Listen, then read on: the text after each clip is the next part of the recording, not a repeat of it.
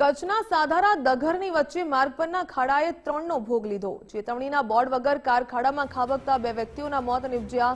Diversion પાસે board ન હોવાથી બાઇક ચાલકનું પણ મોત થયું। કોન્ટ્રાક્ટરની ગંભીર બેદરકારીથી ત્રણ લોકોના જીવ ગયા। ખાવડા પોલીસે ઘટના સ્થળે પહોંચીને વધુ તપાસ હાથ ધરી છે। સવાલ પણ અનેક થઈ રહ્યા છે કે માર્ગ પર ડાયવર્ઝનના બોર્ડ કેમ નહોતા મૂકવામાં આવ્યા। નિર્દોષ લોકોના મોત માટે જવાબદાર કોણ? કોન્ટ્રાક્ટરે કામમાં બેદરકારી શા માટે દાખવી? ડાયવર્ઝન પર ચેતવણીના બોર્ડ કેમ ગાયબ જોવા મળ્યા? કોઈ બોર્ડ સાઇન બોર્ડ કેમ ન મૂકવામાં આવ્યા? શું કોન્ટ્રાક્ટરની સામે કડક કાર્યવાહી થશે કે કેમ? સૌથી મોટો સવાલ। કોન્ટ્રાક્ટરના ભૂલની સજા જનતા કેમ ભોગવે?